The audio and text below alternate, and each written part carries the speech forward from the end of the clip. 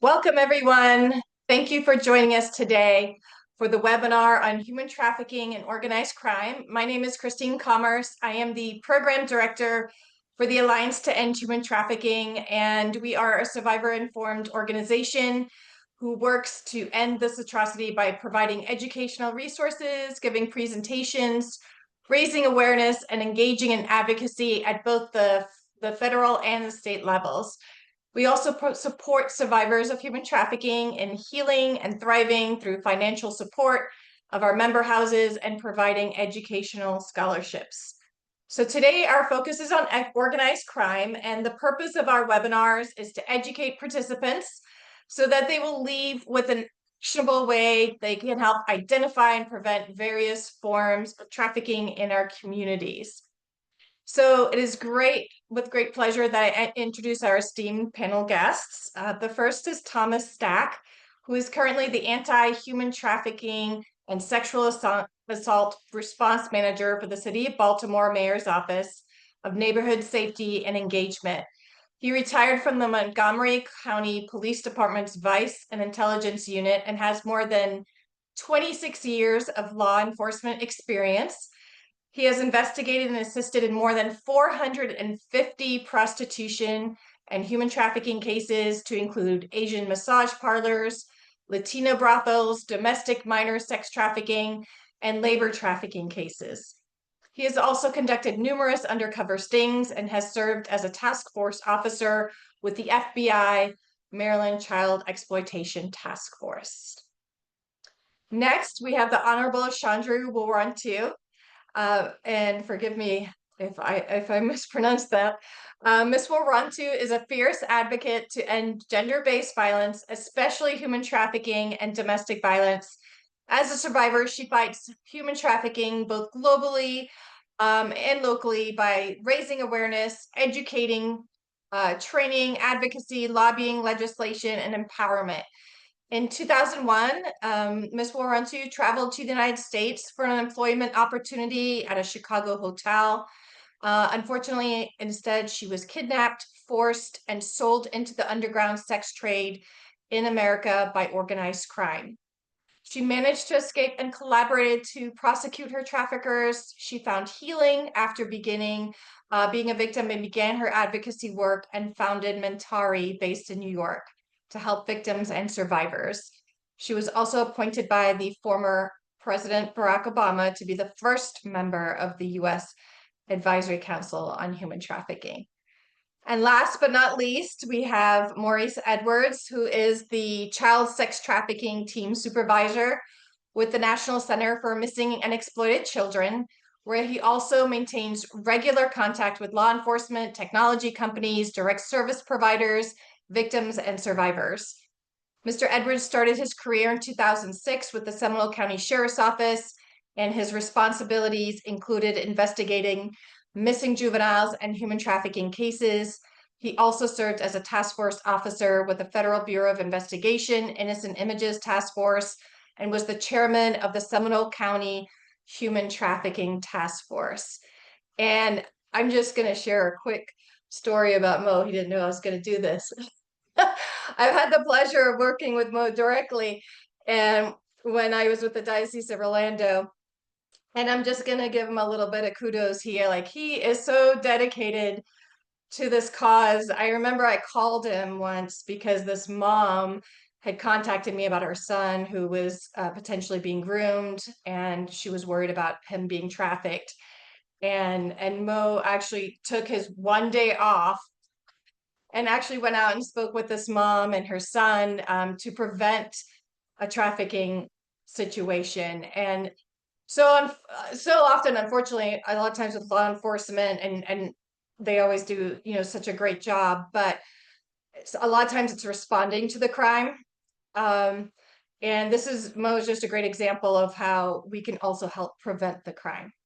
And that's why we are here today, to not only learn about organized crime and human trafficking and the intersection of that, but maybe some ways of how we can prevent this crime as well. So with that, I'm going to go ahead and hand it off to Thomas. Thomas, can you share a little bit about your work, what you do, and your experience with this issue? Sure. First of all, thanks, Christine, for having me here. I appreciate it. I'm not. I work for the mayor in Baltimore, but I'm not working today, so I'm representing myself today. But I do. I run the Baltimore City Human Trafficking Collaborative, which is our citywide task force in Baltimore, which has about 60 different stakeholders on it. Um, and including law enforcement, healthcare professionals, advocates, social workers, you name it, we have them on there. And we have, like I said, we have about 60 different stakeholders. So I'm going to talk a little bit today about Latino brothels.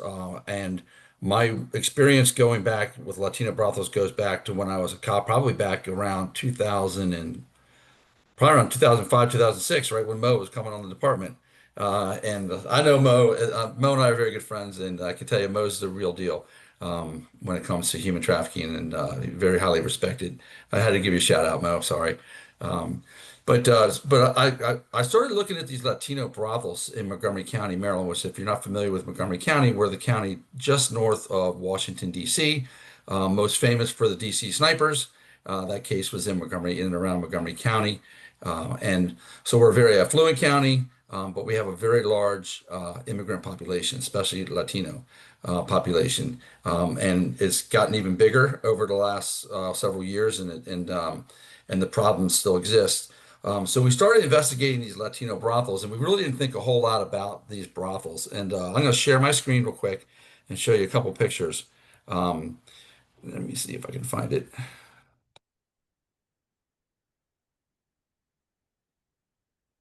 Just give me 1 second. Christian, let me know when it's on, when it's up. It's up. Okay, so what we found out about these brothels is that they're only located in Latino neighborhoods, and they're embedded in there because that is their client base. They only serve Latino males. I could never do any undercover work in any of these brothels. So we started working these brothels, and like I said, we didn't really think a whole lot about them because they didn't seem very organized. But as we started to dig into them, we would close one, and then it would open up again, and then it was like playing whack-a-mole, and we're like, who is behind these things? So we started to dig a little bit deeper, and we found a family called the name the Aparicios. They were a family who were running all the brothels in Montgomery County in like three or four different areas with a high Latino population. And so we started pulling all kinds of information, doing the background on this family. They never went into the brothels. They always directed other people to go into the brothels, but they were connected to a network of pimps up in New York City, and these girls would come in. It was all females. They would come in on a they would work on a weekly rotation. They would come in on Monday, usually around 10 or 11 o'clock. They come in on Monday. They get dropped off in certain spots and picked up by a van and driven to the brothels. They will work in that brothel from Monday until Sunday, when the brothel closes, and the girls will get taken back to the pickup place and taken back to New York City, where they give all the money to their trafficker. Um, Most of the girls that we came across were from, I'd say about 80% were from Mexico, and the other 20% were from other Central American and Caribbean countries. And so we started to dig into these places and to realize that, okay, they're a lot more organized than we realized. So you can see, you look at this and it's like, okay, there's nothing to this thing. I mean, anybody could do this. Um, but as you start digging into them, you start realizing that there's a lot of organization that goes into there. So the way these places work is every brothel will have a doorman, and there'll be one, two, three girls working at the brothel. And the girls who come to the brothel, they come in on Monday, they don't leave till Sunday. They don't go outside, they don't go shopping, they don't go to McDonald's, they don't go to the movies. They are basically prisoners in that apartment or townhouse or a row house, depending on what it is. They're basically prisoners in there until they get out on Sunday, just to go back to New York, to spend just a couple hours there after they gave all their money to their pimp. And their pimps will call down to the brothel owners because they're connected to the brothel owners, like the Aparicios, and ask them, "Hey, how much did my girl make?" And she made $2,000. She better have $2,000, because if she doesn't have $2,000 when she gets back up there, she'll suffer the consequences, probably a beating, a severe beating, or other violence that will happen to her. Um, These girls, like I said, they're victims of this of human trafficking. They get stuck in these places, and like I said, there's a doorman. So the way they kind of operate is a client will knock on the door, he'll come in, he'll ask to see the girls. The doorman will ask him for $30. It's $30 for 15 minutes, and it's been that way for 20 some plus years. It's $30 for 15 minutes, vaginal intercourse only, and the client will give the doorman $30, and in return he'll get like you see here, these poker chips, or they could be playing cards or glass beads or some sort of a token. Because when it's his turn to go back and see the girl, she gets $15 for each poker chip. So she turns those poker chips in at the end of the week, or end of the night, depending on the brothel, and she gets $15 for each one. So you think that there's not a whole lot of money being generated in here because it's only $15. But when you start looking at this ledger right here, this is a ledger from one of the brothels. This ledger has three girls working on it, so you can see the three different Spanish days of the week columns, and look at the column all the way to the end. Look at Saturday, the S. The first girl had sex with 28 guys. The other girl had sex with 22 guys, and the other girl had sex with 24 guys. The most I've seen in one of these brothels was 55. The poor girl had to have sex, was raped, in my opinion, 55 times in one day because she didn't consent to any of this. She's forced to do this work. And so now you see the money come and generate. So we did an 18-month investigation on the Aparicios. When we took them down, we found their main ledger, and she was making about $1.3 million a year. And that's for her take home. But that's 1.3 to her, and there's 1.3 going back up to New York. So $2.6 million that she was generating in her brothels in Montgomery County. And she had a few of them, but I mean, it wasn't a tremendous amount. But one thing we realized with these brothels was the potential for extreme violence. And the driver of the violence in these brothels is because they're very, very easy targets because you can see the amount of money that's in these things, in these brothels. So they're subject to a robbery and home invasion. And MS-13, the Latino street gang from El Salvador, is all over the United States and is very heavy here in Maryland, in Washington, D.C., Northern Virginia, and up to Baltimore. They got involved in these brothels. And so what MS-13 was doing is they were their gangs to generate money for their gangs. They were extorting these brothels. They would go to the brothel owner and they called it the program. And they would say, listen, you give me $100 a week per brothel and we'll leave you alone. Now that wasn't protection money. That was leave alone money. Because if you didn't give them $100, MS-13 would come back. They would break into the place. They would beat up the doorman. They would rape the females in there. They'd steal all the money, and just wreak havoc. And they're very dangerous. They're wicked, wicked dangerous. Street gang, robberies, murders. We actually had three murders between Montgomery County and Prince George's County in these Latino brothels. One of them was a guy was robbed a brothel and then was protected by MS-13, and they ended up murdering him. But I'll tell you, here's how the potential for violence exists in these things with these gangs. There was a brothel in Wheaton, Maryland. We knew about it, but we hadn't had time to go down and investigate it yet. We got a phone call from our robbery detectives because apparently the doorman in there was wanted for robbery. And they said, hey, do you know about this place? We're like, yeah, we know about it, but we just haven't had time to go over there and do anything about it. And they're like, well, do you mind if we go over and get this guy? We're like, yeah, no problem. Just if you need help, just call us. So what they did is they went over to the brothel. They had a female detective with them, plainclothes female detective who spoke Spanish. And what they planned on doing is she was going to knock on the door, have the guy open the door, and when they opened the door, they were going to grab him and lock him up for the robbery. So she goes up and knocks on the door, and there was two male officers on either side of her, so there was the three of them. She starts speaking in Spanish to the guy on the other side of the door. Um, what she did not know is that this brothel did not pay the fee to MS-13. And MS-13 was actually there was like four or five MS-13 members inside the apartment. They were raping the girls that were there. They had already beat up the doorman and tied him up, incapacitated him. And what their plan was is the female detective, they thought she was another girl coming back. They were going to grab her, pull her inside, and rape her and beat her. So the door opens up, and Detective Kobo, I guess her spider senses went off, and she backed up, and the two male detectives put their foot in the door and kind of forced her way in. And the MS-13 guy, had a loaded handgun, and he threw it. Thank God he threw it. If not, I would have been going to three funerals for my fellow police officers. That's the kind of danger and violence that MS-13 brings to this world, and they're not going to stop. It's all about the money. The more money they have, the more they're gonna seek more money, and these brothels will continue to be a target of theirs. Um, but the human trafficking that goes on in these things is incredible. I would say it's hard to give an exact number, but I would say in the high 90s of the number of the girls who are trafficking victims. These girls are trafficking victims. Unfortunately, for folks like myself and Mo, when we were doing these cases, they didn't trust us because we're the police. So they don't trust the police, because a lot of times in the country that they came from, the police may be the reason they're in this trafficking situation in the first place.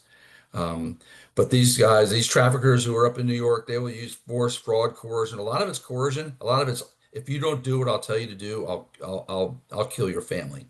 I'll go back to Mexico and kill your family. We actually had a girl who was actually brought into the United States, and under that, she was brought in by the trafficker because they wanted to get married. And then when they got there, he forced her into prostitution. When she wanted out, he says, "Too bad, you either do it or I kill your family."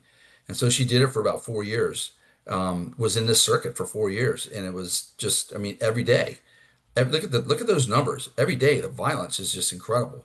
And then she don't get to say no to one of the good guys who comes in. A lot of these guys are day workers. They come in, they've been working the fields all day. They've been working cutting grass or building decks. She didn't have an option. She's forced to have sex with these clients. So it's very difficult. Back to that story, she eventually told him, "Go ahead and kill my family." And he went back to Mexico and didn't touch her family. He came back with another girl about a month later, and started doing the same cycle over and over and over and over again. So I don't want to eat up too much of Chandra's and Mo's time, but I will be available for questions. I don't know how much time I ate up, but I had 20 minutes, right? No, that's fine. It was all really interesting. Yes, no. We'll go ahead and we'll segue now. I really appreciate all that information. It was so interesting and so enlightening. And we will segue now over to, and we will have time for questions. We will make sure we leave time for questions. But we will go ahead and hear from Chandra now. Hi, good afternoon. Thank you for the organizer, Christine, to have me here. And I'm so honored to speak along with Thomas and Maurice, also you. And celebrating World Day, it's mean a lot for me as a former a victim, former a survivor, and I'm no longer survivor because of I'm more than that. Because survivor is labeling. So I would like to share a little bit of my story why organized crime is very dangerous for everybody. Because of in my case, this organized crime included many different nationalities and countries, which is I end up in the United States. So how do they recruit is through legitimate body or agent. It was a major, a big, like tour agent in my country, Indonesia. So I paid 3,000 US dollars to get the job in the hotel in Chicago. So I got my visa, working visa, and I flew with the expectation get 5,000 US dollar a month, place to stay, 6 month job, seasonal, and I will go back home and raise my only daughter because of I was single parent. So during that trip, actually, they taught me many things. They taught me how to speak to immigration. They taught me how to deal with the foreigner, how to keep everything safe. Like, actually, they prepared me for many different things that I didn't expect it. So I was taken from JFK. I didn't go to Chicago, but I was kidnapped and bought and sold after few hours landed in the United States. So it wasn't a dream, but it was a hell. So at the first day of my arrival, I was sold with a gunpoint. So I deal with a weapon with a gunpoint to the sex buyers in New York City. And then all my belongings were taken, including my identity, my passport, my ticket, my identity, also my name. So they changed my name. So when you deal with organized crime or gang, I learned that our identity also taken, our name, our body, it's no longer mine. When I was sold, this body is not mine anymore, but the buyer's belonging. So this is the fact how organized crime or trafficking, sex trafficking is really, really, you know, uh, damaging for the victim because of they really know what they're doing. They created their bondage over my body. They told me that I have to pay 30,000 US dollar to be free. One sex buyer will deduct $100. If I didn't make quota, like Thomas mentioned, there is a quota. If I didn't make 2,000 a day, I will not get food. So I can get anything like drug, alcohol, anytime, but not food. If one person bought my body for 5 hours, only deduct $100. So it's seldom I have food. So I was like 94 pounds at that moment. So I learned that dealing with organized crime is organized. It means a structure.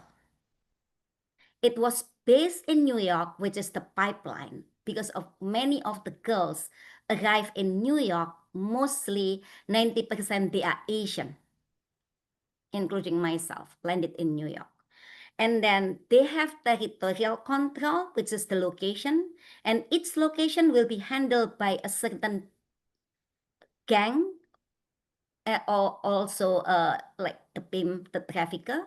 And if I move to Flushing, is a different like trafficker. Sometimes I end up with the Korean, sometimes I end up with Chinese, sometimes I end up with Malaysian or other nationality, including the US American. So they move me around and they know what they're doing beside the brothel, escort, and also what is that? Escort, brothel, and illicit. So this phone number link into the whole nation, to the east to west, because this is a structure. But my position at that time only on East Coast. They didn't move me, but it was interstate or transnational trafficking. So they generate money, and each of the trafficker that take me, he has to pay the first trafficker that have me. So the more longer, the more cheaper the price of my body for the whole entire week or 2 days. The longest I stay in the brothel is 5 days or 1 week. The rest mostly 1 day, 2 days. They move around, and it is no island that it is difficult for law enforcement to track this enterprise because of they operate not only in the hotel but in the casino, in the housing. So sometimes I was sold in the restaurant and I was escort. Sometimes by phone, so I was advertised at Voice, uh, but it wasn't like online like this kind of thing. But I was advertised in the Asian paper and also Voice. So it was very like they know what they're doing, and also there is a code how the way customer, the old customer or sec buyer entering the business have the code. They use knock or they use a code, And if they want to interact with us, have a code. Example like this, or like this, or many different style, that the code should be said because of most of us didn't speak English. I learn English, but I don't communicate. So they teach us. They taught us how to communicate using the code with sex buyer. So it was that time. And also, most of the time, there is one that they use as the mediator, or we call it a bottom. The slang is bottom, but intermediate in between trafficker and the girls. So this is how we were abused. The most abuse came from a sex buyers, but the trafficker abused us in a different way. But abuse is abuse, violence is violence, because what I saw was like beating, like choking, and all this kind of stuff. So I stay complied because of I want to save my life. And at that time, I think I'm one of the oldest in the brothel because of most of them 18, 17. Even one of the girl came to United States with me. She was 15. And how do they recruit? Some of them is promising money, promising a good money. And also, uh, after a while, I said that I didn't belong to this place. So I escaped by jumping out from the second floor bathroom window in Brooklyn. And I have the number that given by the bottom and call actually another trafficker. But how to it the second trafficker is not like the first trafficker, like gorilla, gun, knife, beating, kicking, slapping. But the second trafficker that I call, actually, he didn't come as a trafficker. He came like a boyfriend. He said that he loved me, so he groomed me for a while. And actually, he was a part of the syndicate. So I was back to the business, day business, but I escaped again because of I knew that they don't have a gun. This is the fact. When I went to law enforcement, I escaped using martial art because of I knew he has no gun. And I was able to save my life. I went to law enforcement, but law enforcement didn't act. He said, it's okay.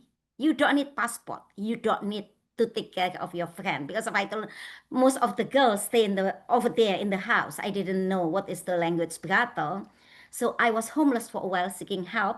Many of the people didn't know what did that mean. Maybe they thought I was prostitutes, I was immigrant that just need help. I went to churches. I went to law enforcement. I went to prison. I went to consular office. I went to many different stakeholders that involved in this community. None of them helped me. So I kept myself homeless until I met a Navy. That the Navy thought this is not right. So he called FBI and I was connected with law enforcement. How do they investigate mine is similar what Thomas Morris' work is fall under organized crime. So in a few hours after investigation, the interview, we went to the brothel because of I had all the information in my note, and it's looked like extraction. It's looked like a movie. So I was there, so they were able to save girls, and they didn't arrest the buyers and the trafficker. Only one trafficker that they took at that time, but the investigation continued. They disrupt the business, and it was the biggest case in New York in 2001 that involved organized crime. And long short story, it was difficult to access services, and that's how the way I was angry and disappointed why I didn't get what I supposed to get. I cooperate with law enforcement even though it takes a while because of shame, taboo. I didn't trust them because of one of my trafficker I having a gun and badge, police badge. So I didn't know, do I have to trust law enforcement or not? So this is the fact that until now I still didn't know if he was law enforcement, he was police officer, or he was fake law enforcement. I didn't know until now. I cannot identify yet. So the investigation continued, and I was placed in only 1 month shelter, and then I was homeless again, and homeless was like always my life at that moment, and no help available. This is what we need to change. At that time I said, like, I have to change this. That's why I was passionate to make sure that victim and survivor deserve help, deserve justice. And finally the trafficker went to the jail, and some of them like disappeared, and the immigration changed my name for the safety, and I got my name back after a while to make sure that I don't want to change my name. I love my name, my father's name there. So I feel that I was safe physically, even though sometimes not physically. When I'm speaking in the public, I always have, like, high vigilant to make sure no trafficker or no bad people in the room. Sometimes you don't know if this is public event. You never know who are they. And I established my organization because of I see the gap of protection, the gap of housing, the gap of skill and employment, and also to make sure the employer will keep them for longer period of time. So this is my work, and I'm glad that I'm here sharing, and I want to give back to the organizer, and I'm here to answer your question. Thank you. Thank you, Chandra. Thank you so much for sharing your story and being so brave to share that. I'm sure that was very difficult. And I think you made a really good point. I think one of the things that we kind of overlook sometimes are the homeless shelters, where some of the victims end up. So I know we had an incident when I was with Catholic Charities, and people have to understand the different ways, different cultures are. Like in some countries, yeah, you're taught to fear law enforcement. They're not always, as ethical as they would like them to be. And um the case I had at Catholic Charities, the girl was from Haiti, and many of you may have heard of the Restavec children. So she was being labor trafficked basically by her own family, by an aunt and uncle. But that's sometimes considered normal in that culture, right? So thank you so much for sharing that. And then we'll hand it over to Mo. Mo, can you share a little bit more about your experience with this issue and what NITMEC does to address this issue? Sure, I can. Thank you, Christina, for setting all this up and putting me with a great panelist, Tom and Sandra. Thank you, thank you, thank you. I couldn't ask for a better panelist to sit on and to speak on this matter. Thank you for those words, and I do remember I do remember that call very well. One thing I thrive for when I ran, when I ran the task force was having to respond to something if somebody called, no matter what time of the day. And so, and as you know, I responded, of course, for anything that happened, no matter where I was at. So great job on that. And Tom, always a pleasure to see you. Thank you. And thank you for introducing me to the Orange Crushers. I appreciate that. So I created a PowerPoint. I want to share my screen, very brief. And let me share my screen real quick. And the only reason I created this PowerPoint was because I saw Tom created one. So I created it while he was giving his. And so I created exactly what he was doing because I didn't want him to show me out like he so always do because he's so knowledgeable. Can you guys see my screen now? Yes. Perfect, perfect. So Christina, you mentioned about family members, right? And so perfect segue into this. Non-familiar control. This is samples of child sex trafficking that NIMIC see and what I've seen when I was an investigator. Of course, gang control, I want to talk about that. Buyer perpetrated, the buyers, the demand for it, and also familiar trafficking. That's what you touched on. Sorry about that. That's what you touched on. And so the reason why familial trafficking sometimes is overlooked because it's done by the family members. It may be done to a loved one, somebody they know, and they hide it very, very well. And that's what we see. And especially when you're thinking about the international coming here, right? And then saying, yes, this is my family member, this is my child, this is that, but it's really not. It's the trafficker, right? And so those are things that you have to look into and have to dig a little deeper on. When it comes to gang control, I'm going to touch a little bit about that of what we see when it comes to gang control here at NITMIC and what we do in order to combat and fight these organized crimes. So, of course, a trafficker can be anybody, as you see here. I know my first human trafficking case was gang related. And when I tell you guys that I had no idea when I was an investigator what I was looking at the time, remember, this was many, many years ago. So, when I recovered my first missing case, a missing child, the child was involved in, she had a boyfriend. I kept recovering this missing child where commercial sex take place, hotels. And I reached out to Lisa Harbour, who prosecuted all of my human trafficking cases at the time, majority of them.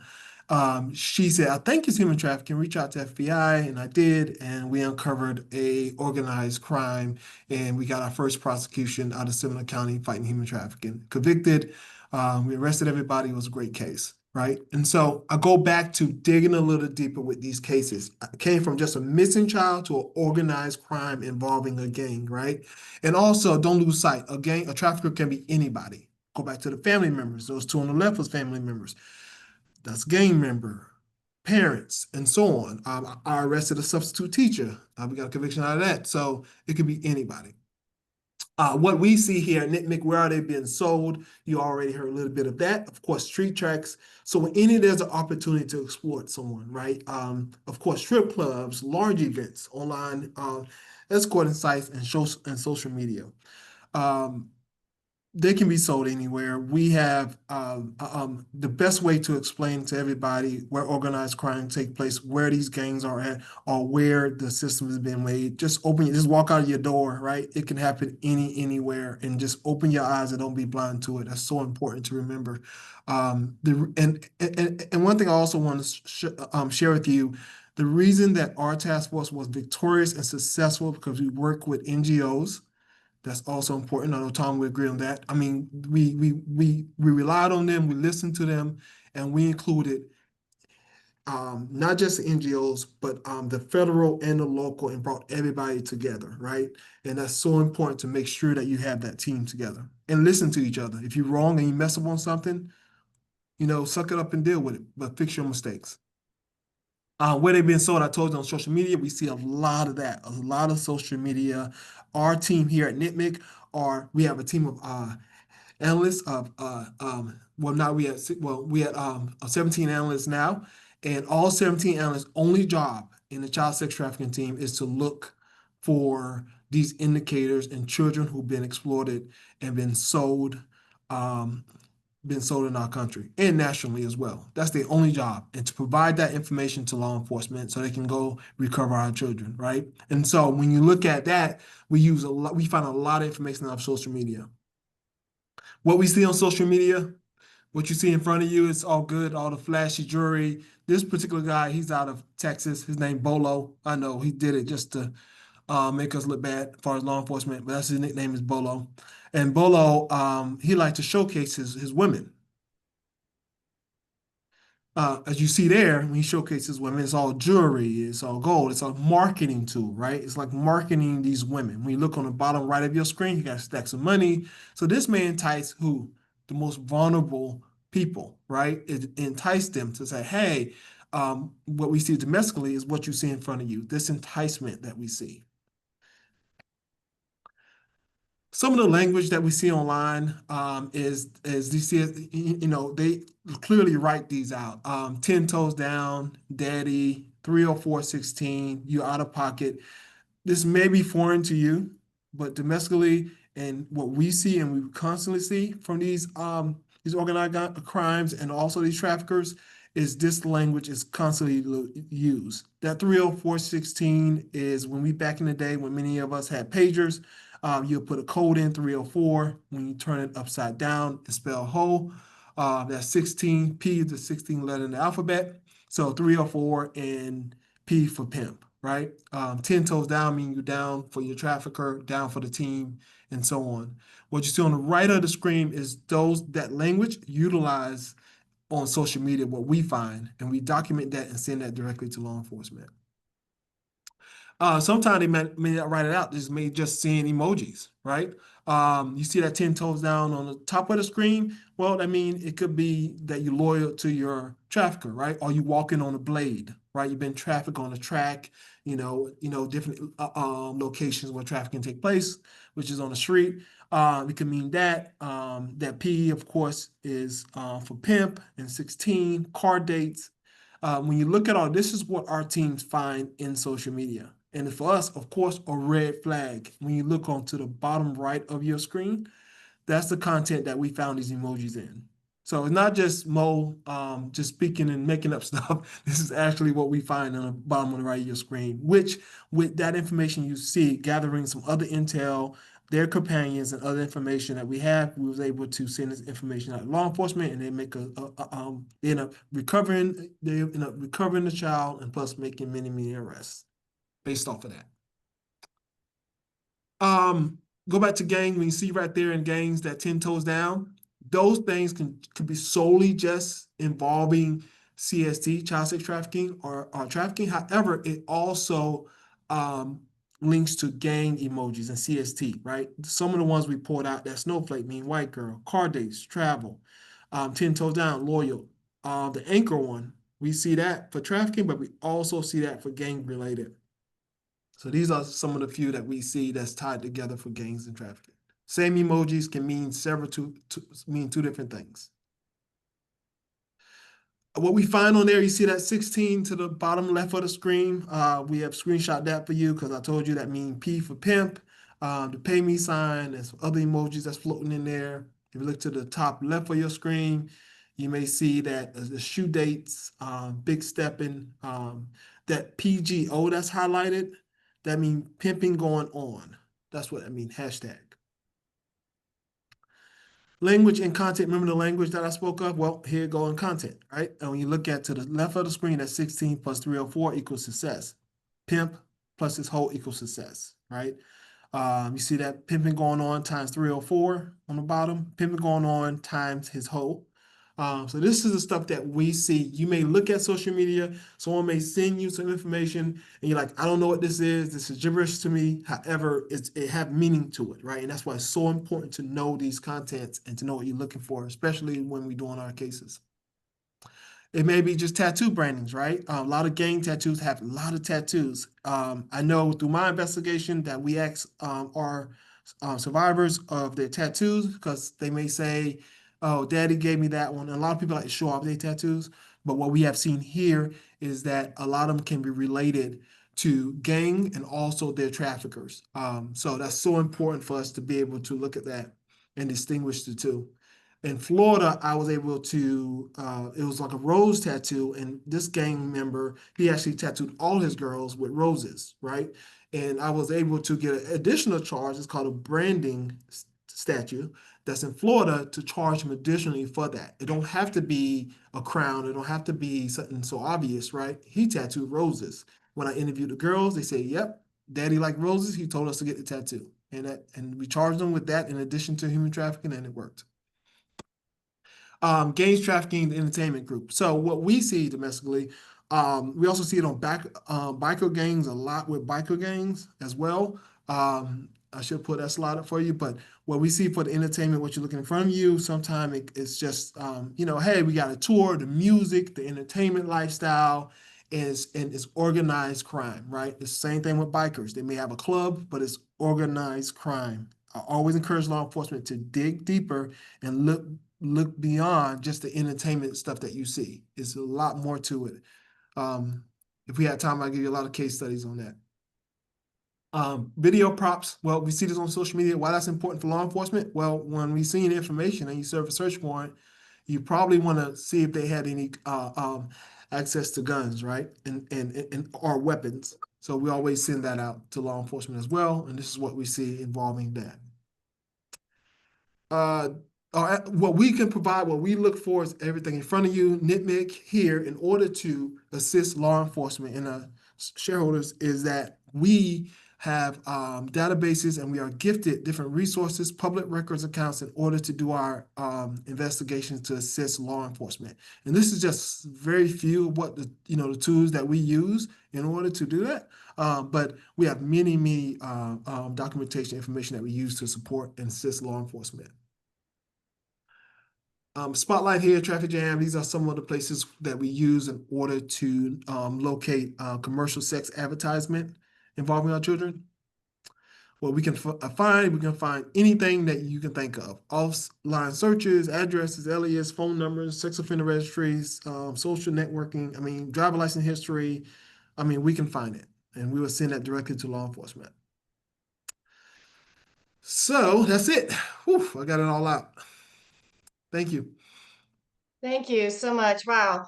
All such great information. I feel like we should have made this an hour-and-a-half presentation. Always such great information and such a short amount of time that you guys presented it. I do want to allow people the opportunity to ask questions. So feel free at this point. We will not be taking live questions, but you can put your questions in the Q&A. We have a couple questions right now. So feel free to put your questions in there. I know, thank you, Chandra, for answering this question, but I just want to point it out. So someone had asked is Russian organized involved with sex trafficking in the United States? If so, which states figure prominently in that activity? I know we talked a lot about, the Latin cartels and so forth, and there's the Mexican cartels, but I just want to highlight too, there's all sorts of organized crime that happens here in the United States. There's, it's also the Japanese Yakuza, there's the Italian mafia, Russian mafia. So, and from what I've been told, they're, as Thomas had mentioned, very violent. I've been told to even put American gangs to shame. And so Chandra had responded that yes, they operate in the United States. New York City has a big population of Russians and included Eastern European. Their victims came from Russia, Ukraine, and former Soviet Union, usually included money laundering and other crimes they found in New York City, New Jersey, Pennsylvania, and some other states. And I've heard that they're even here in Central Florida as well, where I am. So happening all over the United States. And I also just want to point out too that sometimes victims are lured into other countries. So they may be it can go vice versa. So sometimes people are brought here, but sometimes I've heard of cases where people are groomed and, maybe promised a job or a certain lifestyle over in another country. And they may be trafficked over in Japan or another country. So I do have a question from Hilda, who is asking if they can get, a couple of people have asked if they could get a copy of the PowerPoint. Is that something that you all are willing to share, or?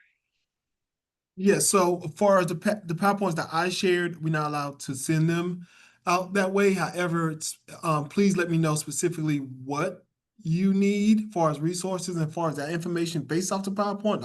I'm sure I can create something for you and make sure I provide that for you. If it's like the emojis, I can give you something outside of what NIMBIC have that I do have when I was law enforcement, have tons of those, or whatever specifically that you need that's out, that the PowerPoint had that you were interested in. Yeah, and feel free to email me directly as well. I can put my information in there, but my email is Christine@alliance-to-end-human-trafficking.org.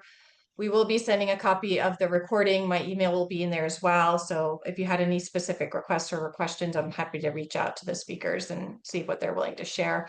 I think those emojis are so great, and some of that lingo.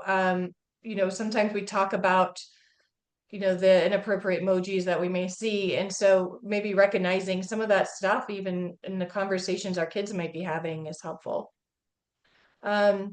So let's see, I had another question that Mo answered, so thank you for answering that. So someone had asked, what happens to the girls after a while they've aged out?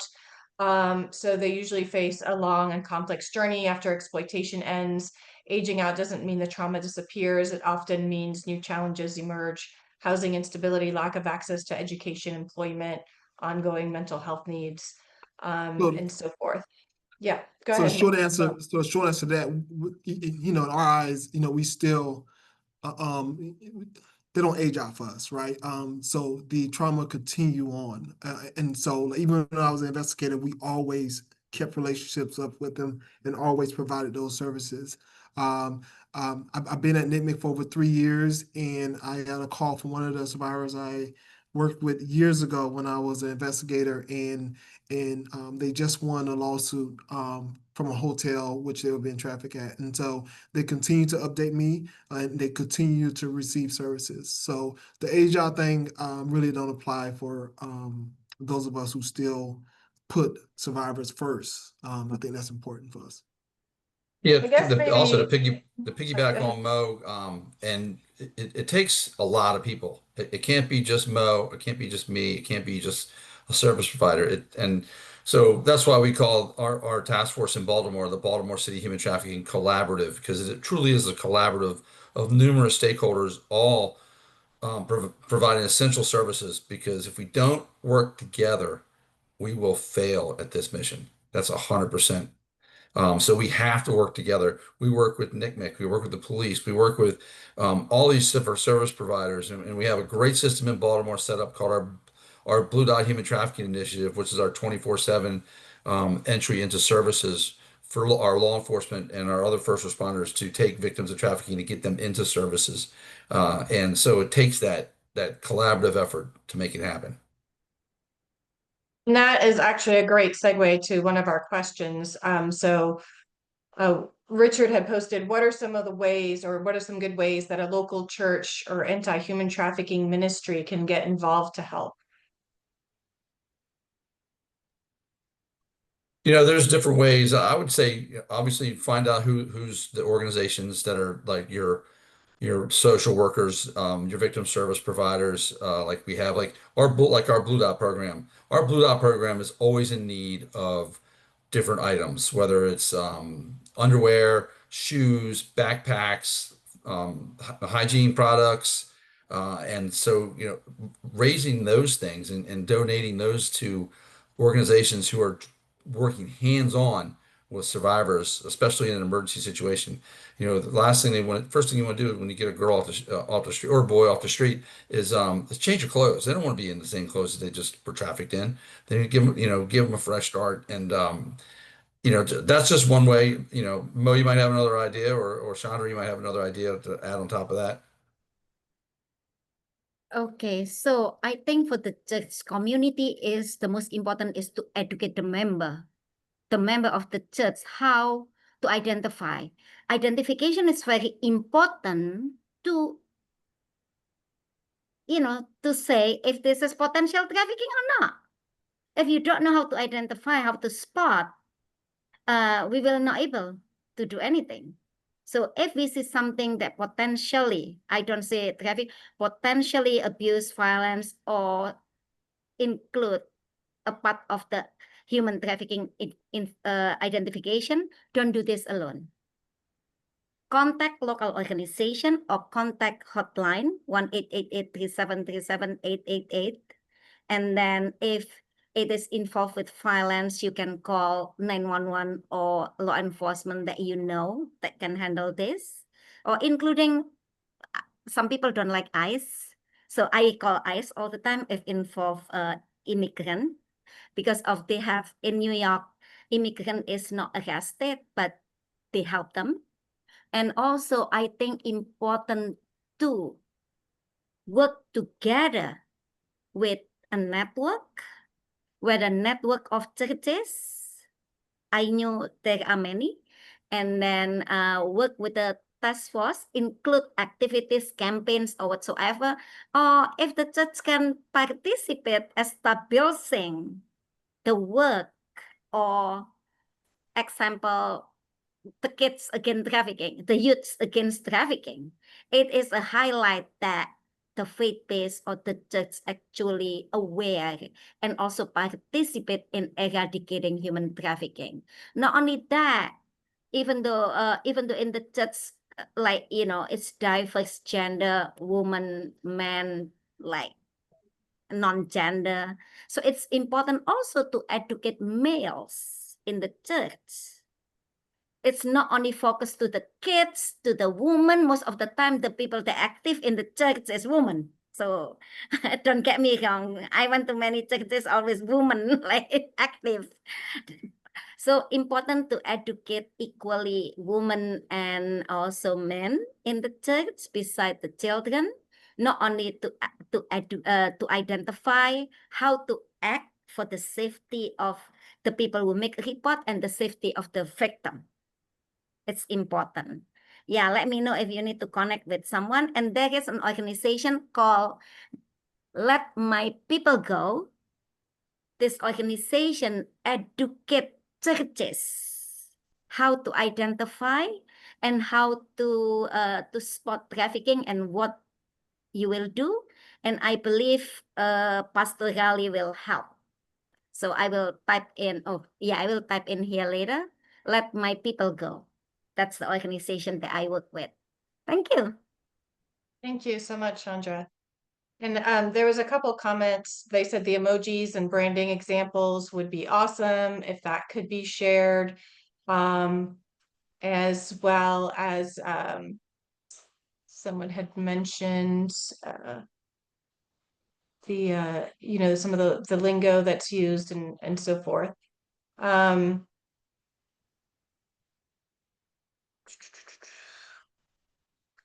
One person asked, how are you working to make the connections to missing Black girls from Maryland that are here in Seattle?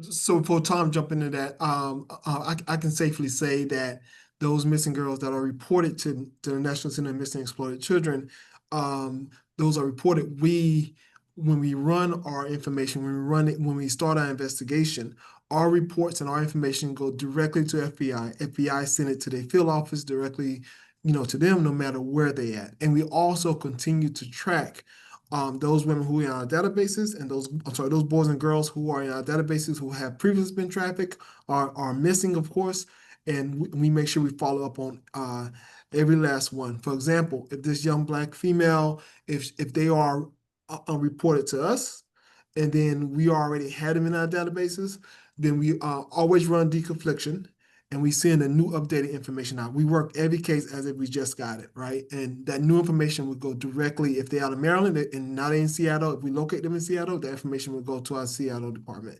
But the most vulnerable children are those who overlooked, right? And so I can safely say that, right? And those of us who work this, those who overlooked are the most vulnerable ones, right? And young Black females and young Black boys are overlooked, right? And so those are the ones that we not only that is always on our radar. So I don't ever want to forget that. That's so important that we acknowledge that. Thank you. Hopefully I answer your question. Yeah, and Thank you. also, Mo, part of our collaborative in Baltimore City, one of our stakeholders is the Black and Missing Foundation.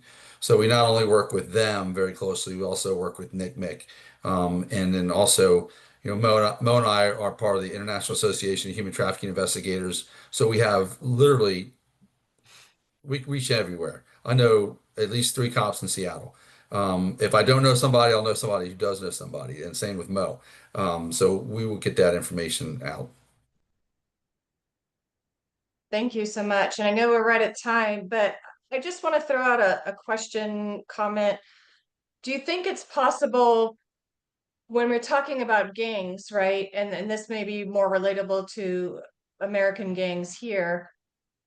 What's one of the ways that we can not only identify trafficking victims, right? And we too, we have a speakers bureau, and we will train people if they're interested in becoming involved and speaking in their parishes and communities. And I put our information in the chat. But could we also address this issue by being proactive and being more involved with some of those at-risk communities, boys and girls and so forth, and getting involved with more mentorship programs, whether it's boys and girls clubs or big brothers, big sisters, and so forth? Because a lot of times these people are going into the gangs maybe for a sense of family, Is that another way that we can address the issue?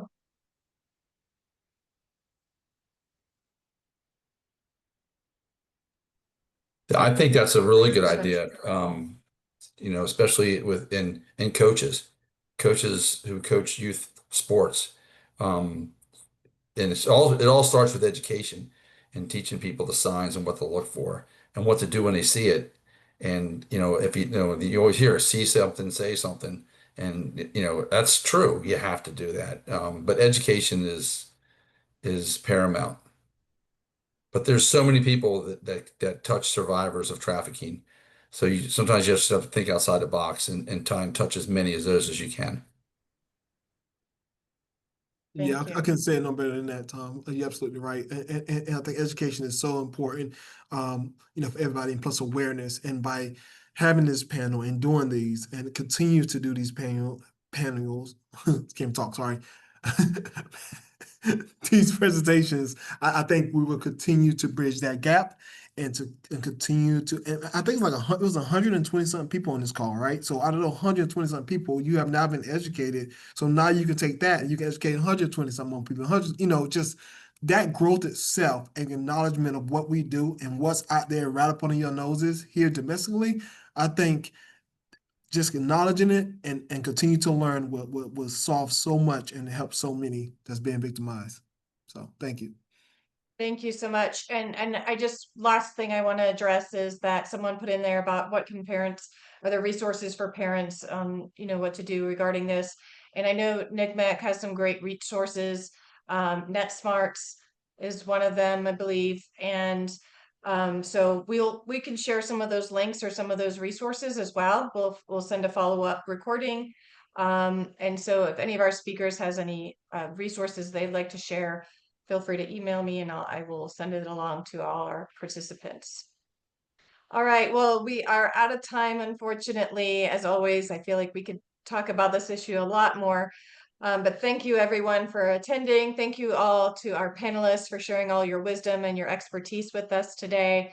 Really appreciate it. And hopefully we can all take something away that we learned today to make a difference in this issue. Thank you so much. Thank Thanks, you. Christine. Thank you for Thanks, having me. everyone. Have a great day.